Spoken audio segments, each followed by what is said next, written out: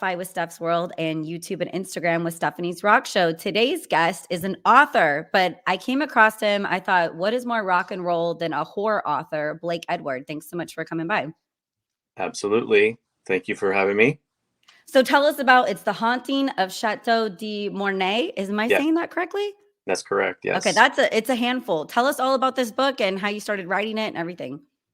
Well, I got the idea. I started writing it about 8 years ago, but I didn't write that whole time. I got the idea, the concept about 8 years ago. And then I was just really interested by all the people moving to Europe and fixing up old buildings and castles and chateaus, renovating them, living in them, turning them into hotels or waiting destinations. And so I have I've studied French Revolution history a lot in college, and I just was like, okay, I've got to come up with a cool story with maybe throw some Americans in there that don't really know much about history and have them buy an old chateau that's, I created a fictitious one that was built in 1681.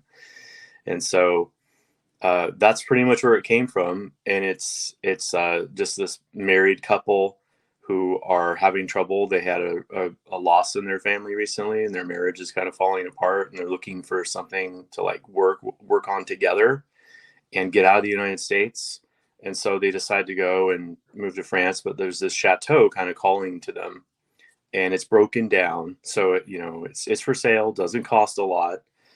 And so they decide to buy it, and they're going to turn it into something. But it turns out that this chateau has a really dark past going all the way back to the French Revolution. And so I take the reader back to that period, and we learn the mystery of what happened and why it's haunted and how it severely affects the new couple. So yeah, that's where it came from.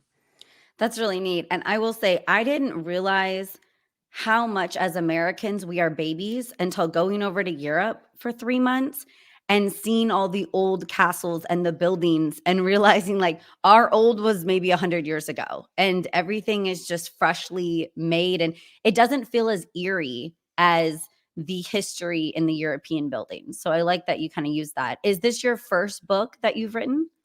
Yeah, this is my first novel. It is the first in a trilogy. I decided to turn it into a trilogy. It was going to be a standalone, but I just enjoyed writing it so much. And when I was done with it, I was like, oh man, I'm having withdrawals. Like I'm missing these characters. I'm missing the story. And then the book took off, and it's only been out for 3 months, and I've already sold over 2,000 books. It's just been crazy. That's And amazing. just Congrats. thank you. Just doing it, independent author, self pub, just working my tail off, selling. You saw my live. I go online every day and sell my book, and um, but yeah, I a lot of it too. You're talking about the like America is really a newer country, and yes, I've been to Europe. I've felt those. I've been in those castles. I've felt that eeriness, and Yeah. that's what I brought into the book. I was like, we as Americans need to experience this because we have nothing that equals this in the United States. So definitely. Yeah, so that's cool. It's gonna be a trilogy. Are you gonna let the excitement and the wave of the first one kinda settle in the dust, or are you gonna start writing the second part soon? I'm already underway on book two. Okay. Yeah, I've created a timeline for myself. I mean, this is all a new experience. Like the whole thing about the book taking off, I have to fulfill orders. I'm running a small business suddenly, and then I have to write a novel on top of that. So I'm like so busy with everything, and it's great. That's like what I wanted Yeah. in life. This is where I want to be. And but yeah, I have so many fans who've read the book, and they're like, "Oh my gosh, when is book two coming out? You have to get this done. I have to read this." So I'm like, okay, there's a lot of pressure there. So I have begun it. I'm actually today. I'm going to release the book cover for book two. We have it done, and the Oh, title. wow. Actually, I did release it already. I created a video and put it out there on the socials. So it's out there, and the fans are freaking out, which is great. So yeah. So I really believe it's good to have some overlap there. Even though the book is still selling really well, I want to have this book available like maybe the beginning of next year, and pre-orders available. And I don't want the first book to just fade away. I want to Yeah, keep momentum going as much as I possibly can. So yeah. definitely keep the momentum going. Is there a favorite horror book that you enjoyed growing up? Yes, the one of the first horror books I ever read, and I was way too young, was The Exorcist. And I don't know if you've ever read it. I mean, it's a great movie. It's my favorite horror movie. I haven't read the book. I've of course seen the movie, but same too. I got my hands, and I lived in a strict parenthood. But Mormons came to the door to trade things, and they traded me Stephen King's It when I was like 13. So that was the first long novel, horror novel I read, and I was sold. I was obsessed with it in middle school. Like that was my jam. Yeah, But yeah, I The Exorcist, that's pretty creepy. yeah, it is actually one of my favorite books. It's definitely my favorite Stephen King book. I felt the same way. I loved it. It's a long book, but it's worth the quest to get through it. But yeah, The Exorcist was really scary. Just, I mean, the book still, and then the movie, it is equally as scary, if not scarier. So that's where I really like got started on the horror thing. I've always liked horror things, but that book really sent me on a path. So I was like, I want to tell a lot of horror stories. So Yeah. I love audiobooks because I drive a lot and commute for work. And so I love just being able to press play and listen to it. Unfortunately, I fall asleep when I start reading. I'm like narcoleptic. So I'll get really excited and I'll get a new book and I'm just 10 minutes passed out. But that's because I don't sleep enough in general. So when I'm older, I think, and the kids are grown and I don't have three jobs, I can just probably read and stay awake and get into it. But I'm in the thick of the momhood right now. yeah. Um, so that's neat. You're your own PR agent, own publicist, writer, everything. Did you know you always wanted to write? Did you write growing up a lot? Real quick, yeah, I'm doing the audiobook too right now. So there's going to be an Oh, audio. good. I'm building it. I'm narrating it. So it's working. I've had so many requests for it. I Uh, need that because that's what I'm like in the car and I'm like, ooh, and I just feel like my imagination can even wander off into it more when I'm not utilizing my brain to read. Maybe I'm in that age and phase where I'm like, I don't have the mental power. So I love audio. I would take that. yeah, it'll be on all the major platforms. I will let everybody know when it's available. But yeah, I started writing my first memory of I wasn't a good reader growing up. I had a hard time reading comprehension and just didn't enjoy. I started reading comic books was actually my first like books I Same really here. Same. enjoyed. That's what kept me intrigued. Yeah, Power Ranger comic books. they were That's what they I were got. fascinating. And then I started realizing I really like to tell stories and I needed to learn how to write them properly. And so my first book was called The Haunted House, and it was a project in second grade that we had to do for class. And so Okay. we had to illustrate it, we had to show off our cursive skills, which we were learning. And so I still have it. Actually, I still have it. I want to grab it at some point because it's funny that that's my first book, and then my first real book is called The Haunting of Cheteau de Mornay. I love haunted house stories. That's my jam for sure. So Have you ever that's where been through a haunted house? um I've been through. Yeah, I've been through some. I mean, I think the equivalent for me is like those European castles, Okay.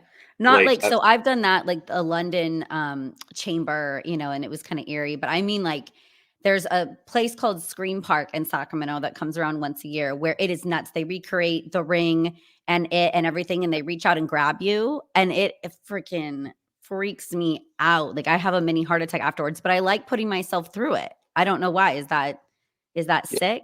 no, it's fear. It's that primal. You're tapping into that primal thing inside your body, and there's nothing wrong with that. It's like totally fine. And yes, I have been through the haunted houses. We went to one actually. The best one I ever went to was last year. We had a haunted corn maze, and it was this whole farm go through the corn maze. They didn't have lights on, and things were walking around near you, and it was really scary. There was chainsaw guys chasing people. It was, Wow. and then they had greenhouses that they converted to like walk through areas, and same thing. They had people that would like reach out and like touch you and scare you, and it was really well done. So thankfully we have that locally. It's like I don't know, 15 minutes north of me on this farm. Yeah. So yeah, it was a lot of fun, and I'm not easily scared, but everybody was with me was like freaking out and stuff. But I don't jump scare. I don't think I jumped at anything.